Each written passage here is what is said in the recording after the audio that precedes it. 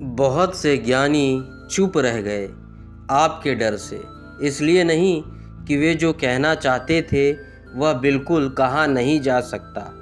कहना कठिन है लेकिन कहा जा सकता है, लेकिन आपके डर से, क्योंकि आपसे कुछ भी कहो आप उससे वही निकाल लेंगे जो नर्क की तरफ ले जाता है। बहुत ज्ञानी चुप रह गए लेकिन उनकी चुप्पी से कोई फर्क नहीं पड़ता। आप उनकी चुप्पी से भी वह मतलब निकाल लेते हैं जो उनका कभी मतलब नहीं था। इसलिए बहुत ज्ञानी बोले कि कहीं चुप्पी से आप कुछ मतलब ना निकाल लो जो और भी खतरनाक होगा। बुद्ध चुप रह गए, बहुत से सवालों के जवाब नहीं दिए, सिर्फ इसलिए कि उन सवालों के जवाब अन्य अधिकारियों को बड़े उपद्रव में ले जाएंगे। बुद्ध के मरते ही बुद्ध के संप्रदाय 25 हो गए, क्योंकि अलग अलग अन्य अधिकारियों ने चुप्पी का अलग अलग मतलब निकाला। अगर बुद्ध कुछ बोले होते तो भी ठीक था, अब तो कुछ था ही नहीं। बुद्ध चुप क्यों रहे, इसका चिंतन करना शुरू किया। किसी ने कहा कि बुद्ध इसलिए चुप रहे कि आत्मा के संबंध में कुछ कहा नहीं जा सकता। किसी ने कहा बुद्ध इसलिए चुप रहे कि आत्मा है ही नहीं, बोलना क्या है। आप मौन के भी तो अर्थ निकालेंगे ही। तो कुछ ज्ञानी इस डर से कि आप मौन से कुछ गलत अर्थ ना निकाले बोलते रहे। आप बोलने से भी गलत अर्थ निकाल लेते हैं। ज्ञानी की बड़ी मौत है, वह जो भी कहेगा। यम सोचने लगा कि इस नचिकेता को मैं कहूँ या ना कहूँ। पहले उसने टालने की कोशिश की। कोई भी गुरु यही कोशिश करेगा, और जो गुरु टालने का समझाना कि अभी गुरु के योग्य नहीं है, जो गुरु टालने की कोशिश करे समझना कि अभी गुरु के योग्य नहीं है, टालने की कोशिश करेगा।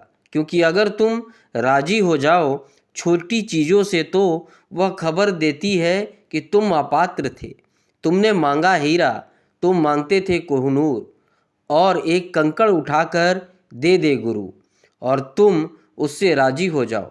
समझ लो कि यह कोहिनूर है, तो इसका अर्थ यह हुआ कि कोहिनूर के तुम पात्र ना थे और देना भूल ही हो जाती।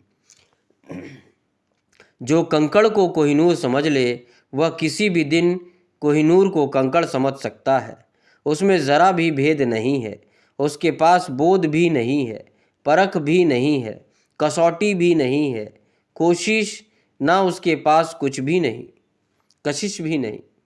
तो यम नचिकेता से कहने लगा, हे नचिकेता, इस विषय में पहले देवताओं ने भी संदेह किया था, परंतु उनकी भी समझ में नहीं आया, क्योंकि यह विषय बड़ा सूक्ष्म है और सहज ही समझ में आने वाला नहीं है। इसलिए तू दूसरा वर मांग ले, मुझ पर दबाव मत डाल। इस आत्मज्ञान संबंधी वर को तू छोड़ दे। बहुत बातें महत्वपूर्ण कही है। एक कि देवताओं तक को इसमें संदेह है, जो स्वर्ग में बसे हैं, जो सुख में जी रहे हैं प्रतिपल, वे तक संदिग्ध हैं। तो तू तो पृथ्वी पर रहने वाला है, तू इस उलझन में मत पड़। जो सब तरह शुभ हो गए हैं, जिन्होंने सब शुभ कर्मों का संचय कर लिया है, वे भी संदिग्ध हैं। देवता भी संदिग्ध हैं, उन्हें भी पक्का पता नहीं है। तो तू इस चिंता में मत पड़। बुद्ध को ज्ञान हुआ तो कहते हैं खुद ब्रह्म बुद्ध के चरणों में आया और उसने कहा कि मुझे भी बताए। माना कि मैंने दुनिया को बनाया है, लेकिन मुझे भी यह पता नहीं कि जब सब समाप्त हो जाता है तो क्या बचता है। तो ब्रह्मा भी एक बड़ा इंजीनियर है, बड़ा शक्तिशाली है, संसार को बनाता है, लेकिन वह भी पूछता है कि प्रलय के बाद कुछ बचता है या नहीं, और मेरे भीतर जो छिपा है वह अमरत्व है या मरण धर्मा है। महावीर के जीवन में कथाएं हैं कि महावीर को सुनने वाले बहुत तरह के लोग थे। उनमें मनुष्य थे, उनमें देवता थे, उनमें पशु पक्षी थे। देवता महावीर को सुनने किस लिए आते होंगे? देवता को तो कम से कम पता होना चाहिए, लेकिन देवता की हमारी धारणा समझ ले।